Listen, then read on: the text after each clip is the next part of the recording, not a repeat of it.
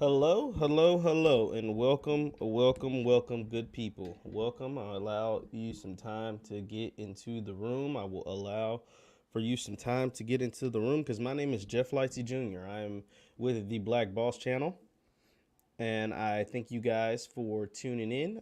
Tonight, we have a special episode. We are talking about Malcolm X, one of the greatest leaders in the history of humankind, one of the greatest leaders in the history of the black race, one of the greatest leaders to ever take breath and step foot on this planet, Malcolm X. There's some news that came out about Malcolm today that I don't think has been talked about enough. I don't think enough people paid attention. Obviously, there was some other news that came out. Rest in peace to young Dolph. The news that came out about young Dolph, who was slain in Memphis. And I think that has overshadowed this news about Malcolm X. Now, for those of you who don't know the news, you can read the banner right there. 2 men convicted of killing Malcolm X expected to be exonerated. So something that a lot of people from the Nation of Islam, something that a lot of people around the world, something that a lot of people, a lot of black people, intelligent black people knew is now coming to light. The 2 men that were accused and convicted of killing Malcolm X looks as if they are going to be exonerated. Be sure to hit the thumbs up button, like, share, subscribe. Hit the thumbs up button, like, share, subscribe. El Haj Malik El Shabazz. El Haj Malik El Shabazz, otherwise known as Malcolm X. And it looks as if the 2 men who were convicted, 2 of the 3 men that were convicted for killing Malcolm X, will be exonerated this week. Put your hashtag B1s in the chat, hashtag B1s in the chat, because we are going to be discussing how all of this came about. How after over 50 years that the United States government, that the city of New York, that the New York Police Department, that the FBI, that all these people, after 50 years of locking up innocent black men, men that allegedly weren't even there the day that Malcolm was killed, are finally admitting that they were wrong and that they arrested the wrong people. And you know why they arrested the wrong people? Because they freaking did it. But we're going to get into that. We are going to get into that. So I want for you to buckle up your seatbelts, hit the thumbs up button, like, and put your hashtag, your B1s in the chat, because we are going to dive into the case. We're going to dive into the case. We're going to dive into the news articles that were released today. And once again, that was overshadowed, unfortunately, by the tragic passing of a young Dolph in Memphis. But this is still something, even if it's late night, like right now. Thank you all for tuning in. If you're on the East Coast,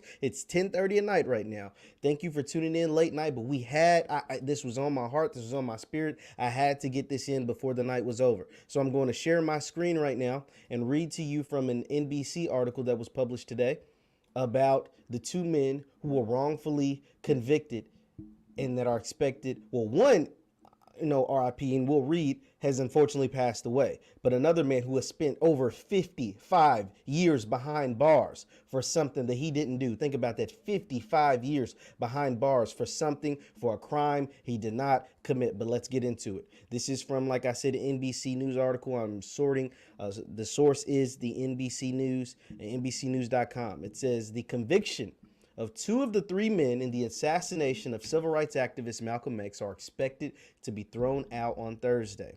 The men, Muhammad A. Aziz and Khalil Islam, always maintained their innocence in the 1965 assassination of Malcolm X, who rose to become one of the most prominent leaders of the civil rights movement. It's funny because they recognized Malcolm as being one of the most prominent leaders of the civil rights movement, but when Malcolm died, obviously that same respect was not given to him. When Malcolm died, obviously they didn't look into who actually killed Malcolm. When Malcolm died, we know that the federal government was a part of that, but let's continue on.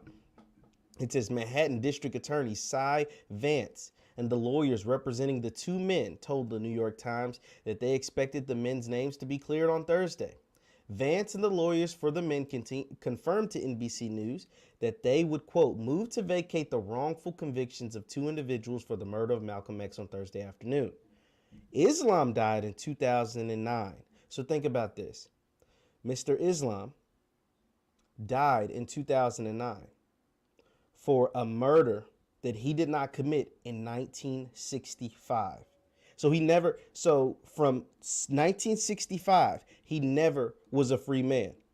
From 1965 to the day that he died, he was imprisoned for a crime he did not commit. From 1965, he died knowing that he was an innocent man, but that the government continued to put him and let him rot behind bars until the day that he died. Think about that. I want you to really think about this, because this is why this is so important.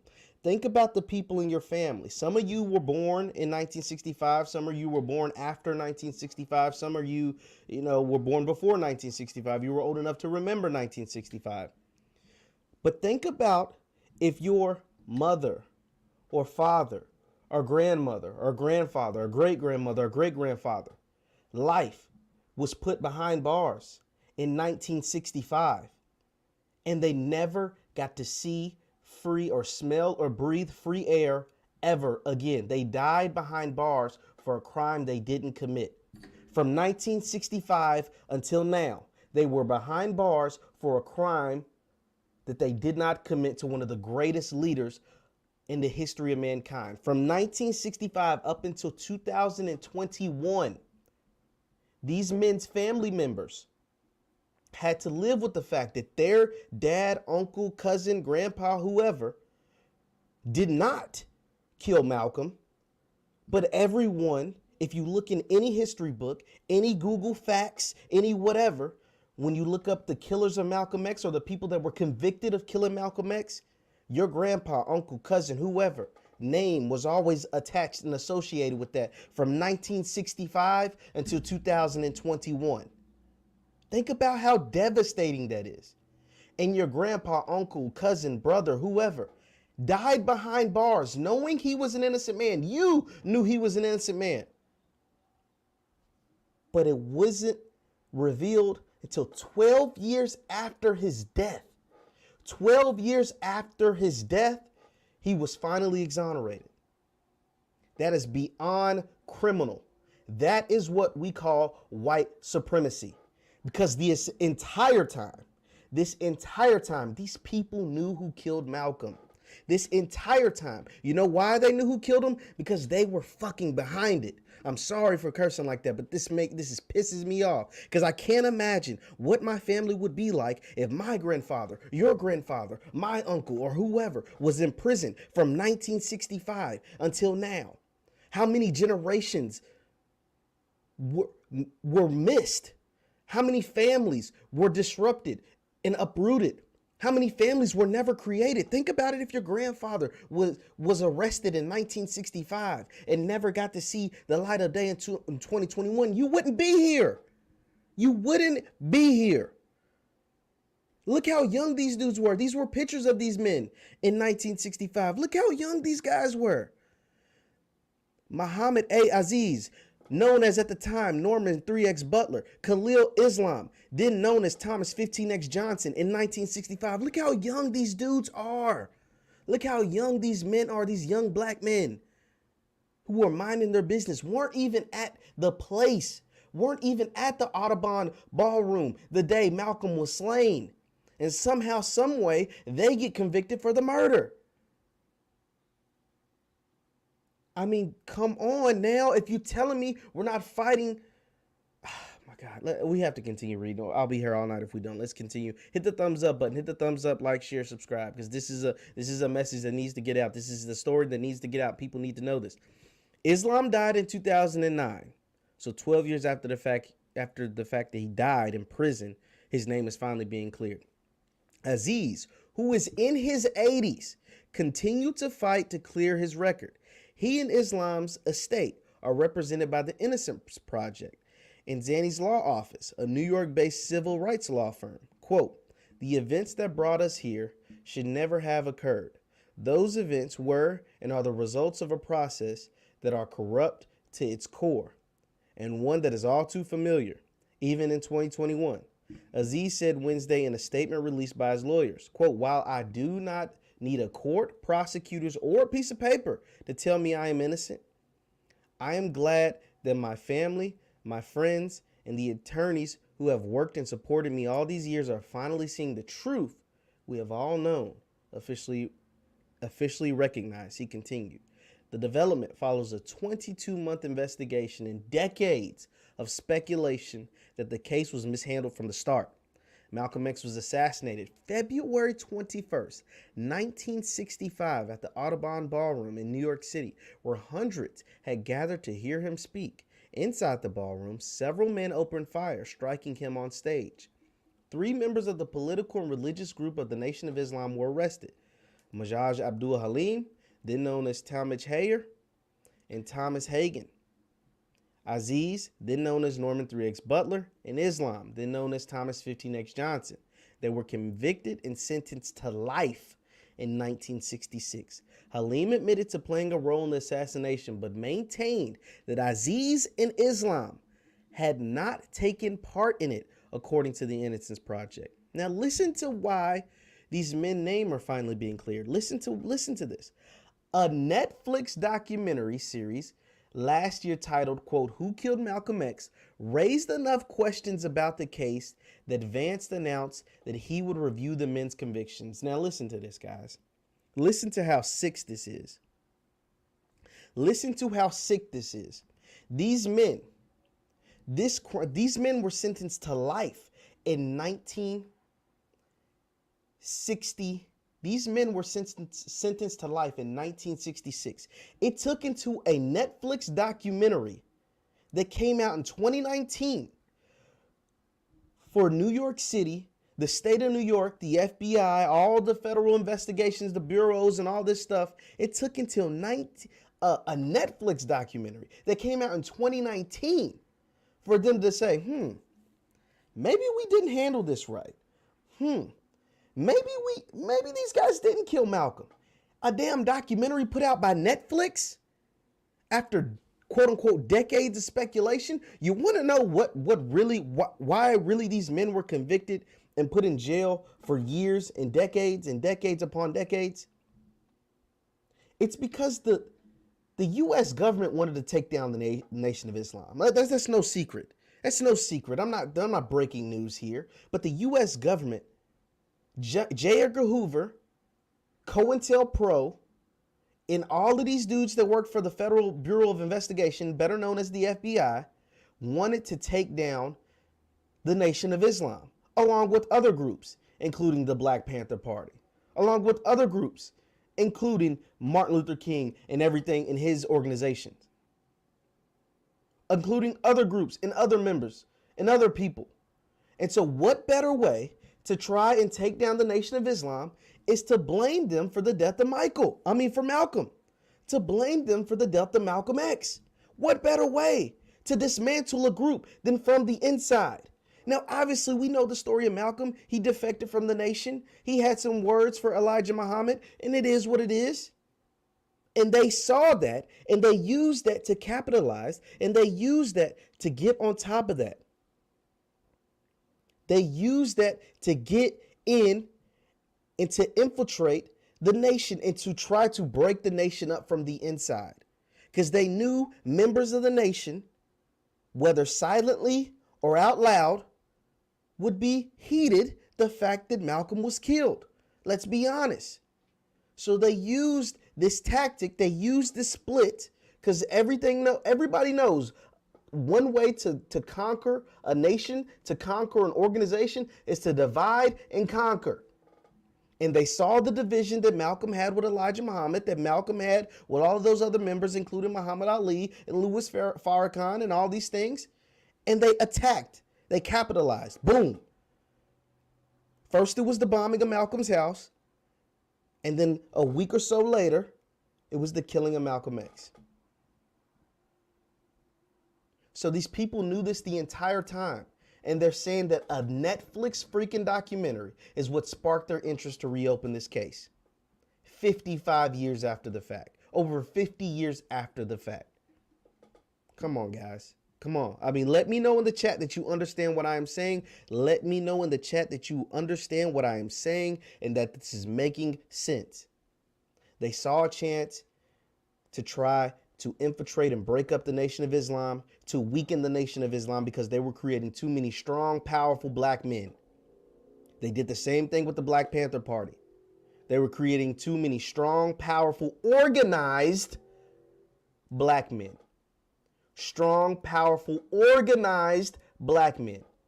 And they couldn't have that happen because too much galvanizing of that is the biggest threat to white supremacy. Let's continue reading. Among the issues raised in the series, Aziz had an alibi. He had injured his leg and gone to the hospital only hours before the assassination. A doctor who treated him had taken the stand in his defense. So think about this. Aziz wasn't there. He was at the freaking hospital. He had a leg injury. He couldn't even walk barely. A doctor who treated him the day that Malcolm was killed, testified that the man had a bad leg injury and was not there at the time of the assassination. And somehow he still gets convicted and sentenced to life. If that ain't white supremacy, I don't know what is. If that ain't white supremacy, I don't know what is. Let's continue reading. Quote, the day of the murder, which was a Sunday, I was laying over the couch with my foot up and heard over the radio, Aziz recalled, quote, who killed Malcolm X? Halim eventually revealed his co-conspirators in the assassination. In 1978, he identified 4 other men he said were involved, but a judge at the time rejected a motion to vacate Aziz and Islam's convictions, the Innocence Project says. Quote, I am an 83-year-old man who was victimized by the criminal justice system, and I do not know how many more years I have to be a creative, Aziz said in a statement. However, I hope the same system that was responsible for this travesty of justice also takes the responsibility for the immeasurable harm it caused me and his family and the family of Malcolm. Malcolm still has daughters that are alive. Malcolm still has family members that are alive and well. Malcolm still has friends, family that remember him, that love him, and that knew that this was a farce from the beginning, knew that these men were innocent, knew that who really killed Malcolm. They knew who really killed Malcolm. They knew it. They knew it. Everybody knew it. And I've heard members of the Nation of Islam, including Wesley Muhammad, Nuri Muhammad, and others, have always maintained that the Nation of Islam had nothing to do with the death of Malcolm. That the nation had nothing to do with the death of Malcolm. And I've always believed them. I have always believed them 100% of the fact, 100% of the time. Why? Because I knew what was taking place in America then, and I know what's taking place in America now. Anytime you build an institution like the Black Panther Party, like the Nation of Islam, whether you have defectors or not, because Malcolm was a defector, we can't ignore that. That institution, especially during the civil rights movement, had to be taken down.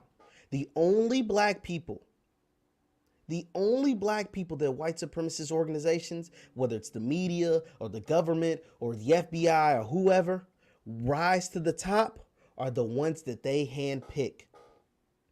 Members of the Nation of Islam were not members that they handpicked. They didn't pick Elijah Muhammad. That's why you never hear about Elijah Muhammad and the great things that he did, the do for self teachings that he taught. Why these leaders were able to rise and grow and be so great and be put on a pedestal the way that they are. They didn't handpick Louis Farrakhan. Why do you think they're so quick to call him anti-Semitic? And anytime anybody takes a picture, posts a quote, shows love, does anything, they try to tear him down. It's not by accident. That is not by accident. Think about it.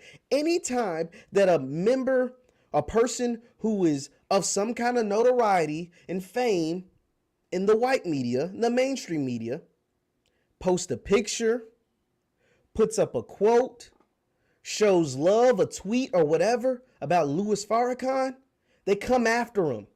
They come after him every single time. The latest example that I remember is Damon John. So Minister Louis Farrakhan A message from Minister Louis Farrakhan was played during the funeral of DMX. And after the funeral, or during the funeral, I guess during when the message was being played, Damon John, who's the creator of FUBU, who's on Shark Tank, he's got a lot of money, he's really well known, and he's on NBC, ironically, with Shark Tank, tweeted, "Oh my God, like Farrakhan just lit the stage on fire. Oh my God, he just lit the stage on fire with that message. Hallelujah, praise Allah." And people were quick. "Oh my God, you're supporting an anti-Semitic. Oh my God, you love Louis Farrakhan, blah, blah, blah." This man deleted the tweet. They bullied him, they cyber bullied him enough to where he deleted the tweet. And you know what probably happened? Somebody from NBC got on the phone. Somebody from Shark Tank was like, "Yo, if you don't delete this tweet, buddy, you can cancel Christmas." And that's why the tweet was removed. The ones that are not handpicked, they're going to tell you that these are bad people. Malcolm was not handpicked. Elijah Muhammad was not handpicked. And so for years, members of the Nation of Islam have had to defend their leaders, have had to defend their people and say, "Yo, we didn't have nothing to do with this." How in the hell was there police on the roof? There was a police presence inside the building. Think about this. There were police outside the building, on the roof, and inside the building at the Audubon Ballroom that day that Malcolm gave the speech that Malcolm was killed. And you guys get the wrong people? You guys didn't catch the guys that did it? That is a police thing. That has nothing to do with us. That is a police malfunction. And let's be honest, it wasn't a malfunction. It was a police setup. The same way they set up MLK. Come on now. Come on, y'all. Let me know that you understand what I'm saying. The same way they set up MLK, that was a police setup, not a police malfunction. It was a police setup, and they swung the narrative towards the nation. And after 55 years, these men will finally be exonerated. These men will no longer be known as the killers of Malcolm X. 55 years, that's a generation. 55 years. They've had to live with that uncomfortable lie, that lie on their name and on their family's names. 55 years after the fact. I don't know what else to say. But this is why Black-owned media is important. This is why we must continue to put pressure on these court systems, on these law enforcement officers, on these judges, on all these white supremacists. We must continue to put pressure on them. Because the thing that they didn't have in 1965 and 66 during the civil rights movement that we have now is this thing that we're communicating on right now called the internet. With the internet, we're allowed to spread these messages. With the internet, we're allowed to tell you the truth, the real truth. Not this fake truth, not this truth that white people, think about this. CIA, thank you someone in the chat, CIA, FBI, all these people, J. Edgar Hoover, the Lyndon B. Johnson, all these dudes who are, are praised and have buildings named after them and streets named after them and all that stupid stuff, even though they purposely worked their damnedest to kill all your leaders. Think about this, they tried to kill all of your leaders, or they ran them out the country. Kwame Ture, aka known as Stokely Carmichael, ran out the country. Edward Cleaver ran out the country. Malcolm dead. Martin dead. Fred Hampton dead. Medgar Evers dead. They either killed them or ran them out the country. So that's why we are important. That's why communication, videos like this, and the people like you are important to continue to spread the truth. Not this whitewashed fake truth, the real truth. So after 55 years, these men have finally been exonerated. And somebody's going to have to write them a check. Period. Somebody is going to have to write them a check. Think about this, guys. Malcolm and Martin were enemies number 1 and 2 in the entire country. They wiretapped their phones. They listened in on their conversations for years. Listened in on their conversations for years.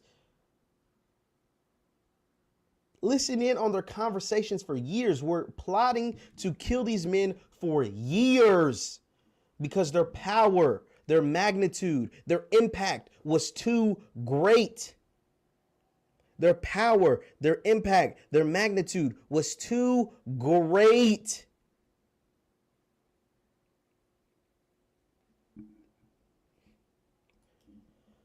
Whew. I'm just glad these men are finally exonerated and will no longer be known as the men who killed Malcolm X, because it simply isn't true. Thank you all for listening. My name is Jeff Lightsy Jr. with the Black Boss Channel. Hit the thumbs up button, like, share, subscribe on your way out, and I'll see you next time. Peace.